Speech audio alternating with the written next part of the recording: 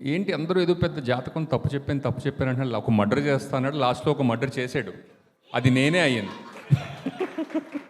So నా జాతకం తప్పు కాదండి, నేను చెప్పింది కరెక్టే. ఓ మీ జాతకమే చెప్పారు అక్కడ మీరు.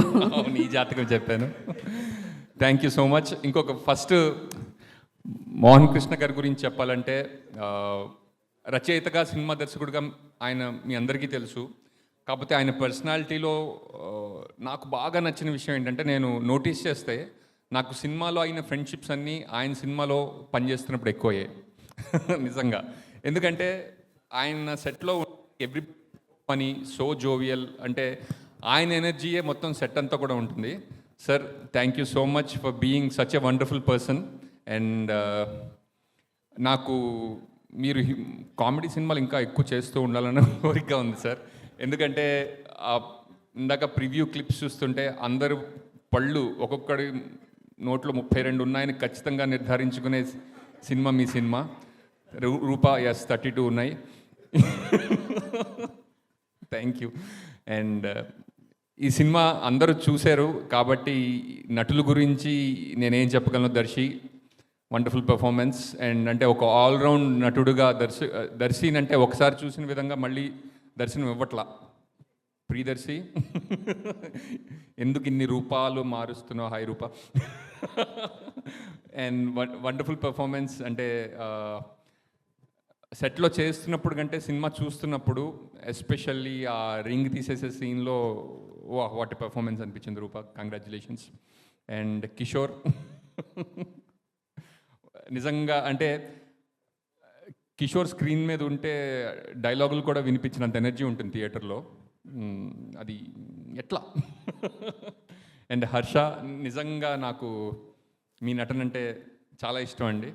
And Bhargava, thank you. Vinda గారు, and what a journey with you sir. I'm so happy that you know we have, అంటే నేను అత్యధికంగా సినిమాలు అంటే విందా గారి కెమెరా వెనుకుంటే నేను ముందు ఉండడం జరిగిందనమాట. Thank you so much Vinda గారు. అండ్ కృష్ణప్రసాద్ గారు, ఎందుకు కాల్ దించారు. Thank you so much sir. Sir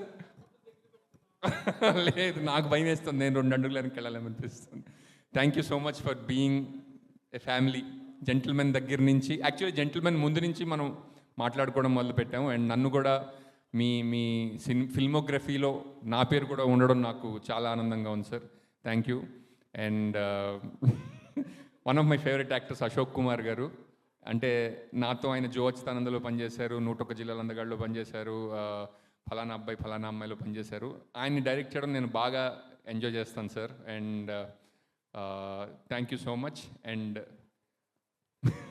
Nivitha చాలా మంచి నటి. మీరు 101 జిల్లాల అందగాడు చూసినప్పుడు కూడా ఆ అమ్మాయి భలే చేసిందని చెప్పారు కదా సార్. అండ్ ఇంకా మంచి పాత్రలు రావాలని, అండ్ మీ వెర్సిటాలిటీ అందరికీ తెలియాలని కోరుకుంటున్నాను.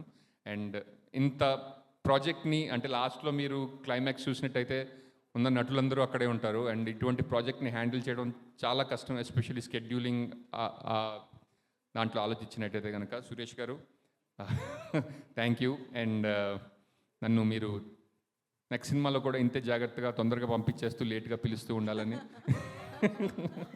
అండ్ డైరెక్షన్ టీం అందరికీ thank you so much. Vamsi wonderful.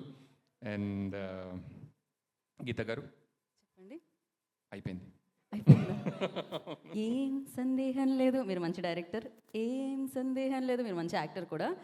ఏం సందేహం లేదు, మీరు మంచి జాతకం కూడా చెప్తున్నారు. ఏది నా జాతకం చెప్పండి ఒకసారి. అమ్మయ్య, నాకున్న 3 సందేహాలు ఇవి తీర్చేసింది.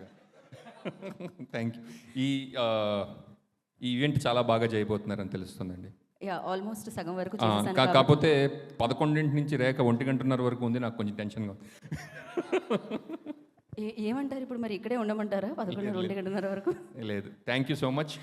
1:30 లోపు ఏమైనా జరగాలి, మీకు కాల్ వస్తుంది చెప్పండి. థ్యాంక్ యూ సో మచ్ అండి. Thank you so much. Thank you.